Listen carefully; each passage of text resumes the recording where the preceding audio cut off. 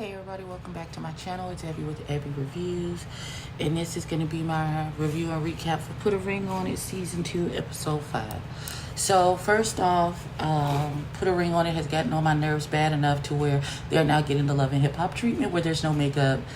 It's a bonnet on my head. Y'all just get however I be looking. I'm not going to take any care in my appearance for this particular show. They just going to get whatever it is. So I'm in the midst of doing my skincare to prep my face for my get ready with me. So if you see an eye patch under my eye during some of these segments, just that's what it is. So I just want to preface that by saying that, and let's jump into whatever the hell this foolishness is, because I feel like this is gonna make me want to ball up my fist and fight somebody. So let's go. Okay, so Dr. Nicole goes into this. Dr. Nicole goes into this long dissertation. Kai walks back in, and so she has this big dissertation about, I don't know, about if you can't handle it in this controlled environment, what are you gonna do? If this nigga starts dating someone else outside of this controlled environment while we're still in a relationship, I'm going to kill him. Like, I don't understand. Doesn't make any sense. There's no logic behind what the hell you saying. But okay, fine. If that's what we gonna do, then that's what we gonna do. So she gets. All I heard was blah blah blah blah blah blah. A nigga gonna do what he wanna do. That's all I heard. So we'll see. Sean and LaRonda have a conversation. Sean and LaRonda have this conversation, and we find out that Sean clearly didn't know how to be faithful in previous relationships. So I am getting hints of like a narcissistic personality with this man. I don't know, something I just can't put my finger on it just yet, but something ain't right. So Kai is on a date with Monty, and it's like she's talking to him, and he's talking about his last relationship, and he has a daughter, and he wants more children, but he also wants family and all that good stuff. And she was like, yeah, you speak in wisdom. And he asked her about her. And so she like, I don't even want to discuss. I don't even want to talk about it. That's not what we want to do today. And then this is where Monty lost me. He said, Love and Basketball is my favorite movie. Let me take my glasses off so y'all can see my eyes during this portion of what I'm about to say. Girl, run. This is a fuckboy in training movie. Anybody who likes this movie, there is something wrong with them and how they see relationships. I know Loretta is going to be like, she loves that movie. I'm so sorry. I'm so sorry. That movie is horrible. And any man who says that Love and Basketball is their favorite movie, you should doubt anything that they say to you.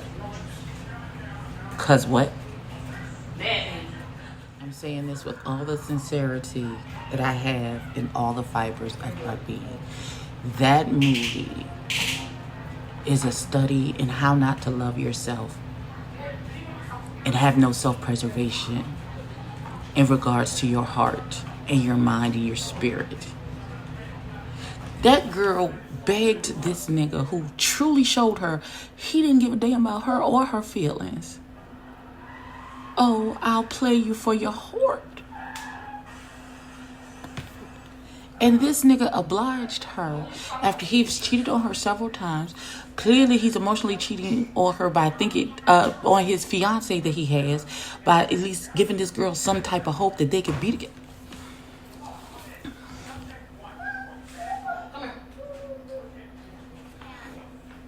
If anyone says to you that that is their favorite movie, Again, if someone says that their favorite movie, do not get into relation with them. And I'm gonna leave it right there. Unless you just don't care, you just don't love yourself, and you just gonna do whatever you want to do anyway.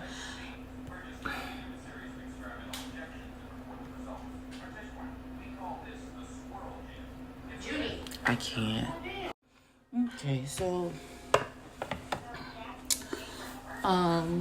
Jessica goes on a date with this pretty little chocolate boy. I don't remember his name. They having shots. They seem to have a lot in common. Who knew she had 2 children? She has 2 daughters. We just getting plethoras of information in this episode that we haven't knew from before. But apparently she got children. Hold on. Say hey, people. Hey. Okay, so here's the self-assessment that I'm getting with Sean before we dive into his date with the non-singing girl. What I am inferring from what has been said is that Sean really doesn't have any impulse or self-control.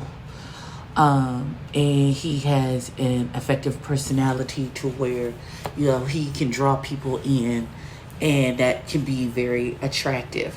And so because he had no impulse control or anything, that caused to him being not fidelis in a lot of his relationships. And he seemed to make a concerted effort to take himself out of the game with LaRonda, to where he has no temptation to do anything outside of being in their relationship. And that's how he is staying fidelis, because if you give him an inch, he's gonna run a mile with it.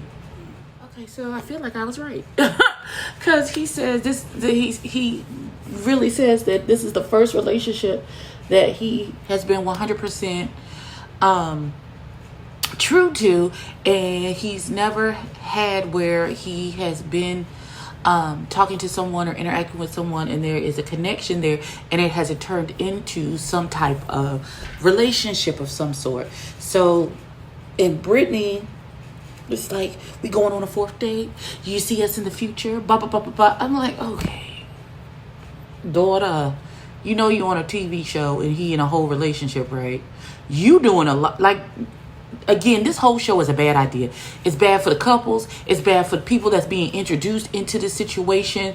It's bad. It's like somebody gonna end up seriously hurt fooling with this. It's not good. It's not good at all. So Dr. Nicole goes to see Eric and Jessica, and they get down to some of the bottom of their grievances. There was infidelity on the part of Jessica, apparently, when there was issues in his career and stuff, and he was frustrated and stuff. He was taking it out on Jessica, and they drifted apart, and she started messing with another professional player. I think it's the fact that it was another professional player is what's really sticking in Eric's craw. Because he clearly got the memo. Bruh, I can find another one just like you. I can replace you.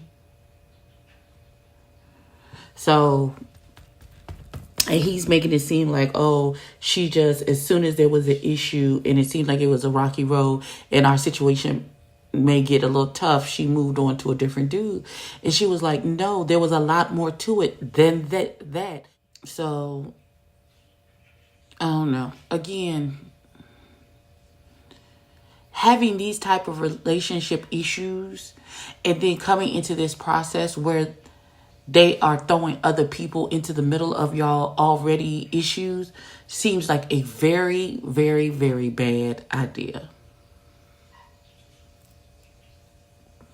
I could be wrong. I'm not, but I could be. Okay, Dr. Nicole, sometimes you be giving good advice. So I feel like she was entertaining him while we were still together, because when we broke up it was less than a week and she was going out with this man. And she was like, was I seeing him physically? No. Was I entertaining him in Instagram DMs? A little bit, yeah. And so he was like, but you still in communication? She was like, no. He was like, how you blocked him on everything and end up on a FaceTime call with him. He's like, she called me from a different number. Like, I can't block a number that I don't know is going to call me, sir. The guy still is pursuing her. And Eric is like, well, you got a backup plan. I feel like he's your backup plan just in case we work out. He might be. I'm just, listen, it is what it is. So what y'all gonna do? Y'all gonna shit or get off the pot? Because either y'all gonna be in a relationship, or either she's saying she's not trying to be with this man. She's trying to be with you. She only wants to be with you. I don't understand what the issue. Get your life together, sir. However, you cannot wrong someone and then put stipulations on how long they can be angry at the fact that you wronged them. We're gonna leave it there. I would just like to say Kai is absolutely right, and she should have took a hammer jack and bust this bitch. I'm sorry, Alexa. I couldn't call in Alexa Kai. I'm sorry, Alexa. Alexa, I need you to get the aluminum bat and meet these people where they at and bust them both upside the head. First of all, Kai doesn't even respect what is happening in this process. She like, either you gonna be with me or you not. Okay, fine. And then she's talking about disregard the woman that he's in love with, disregard her feelings. Worry about my feelings. Fuck her.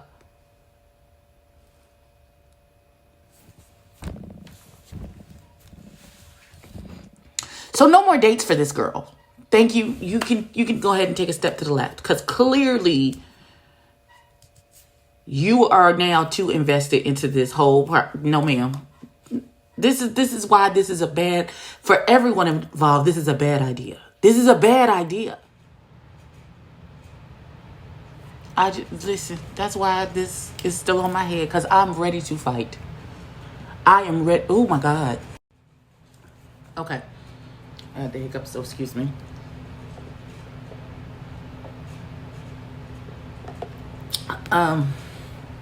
So we get back to the circle, and everybody's talking about, are they going on dates again with other people?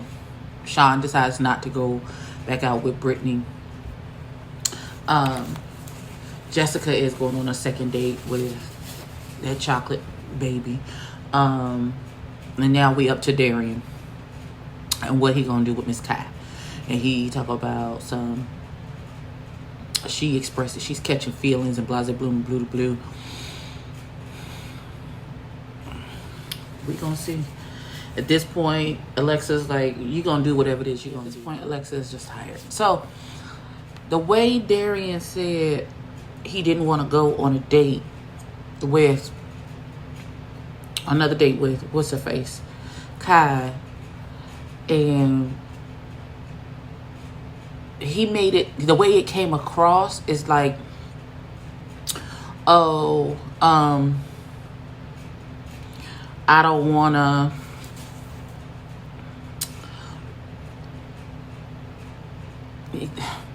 he just like, he doesn't want to hurt her feelings.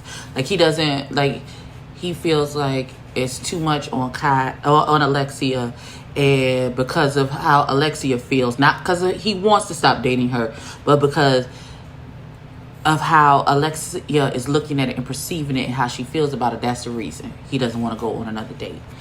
And I feel like Dr. Nicole turned on Alexia and was like, well, I feel it was passive aggressive. It was a microaggression, but I felt like Dr. Nicole came for Alexia's neck and then tried to psychobabble speak her into feeling bad about her feelings. But then you say, be honest about your feelings. Here's my honest feeling. I don't want my nigga dating this bitch anymore. The end. Like, I don't understand why that is an issue.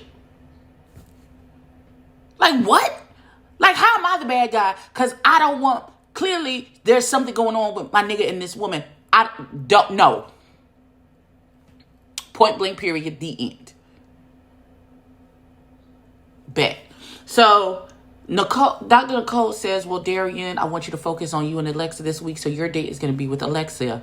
And Alexia's like, I don't want to go on a date with this nigga. She's like, this process has shown me who he is as a person.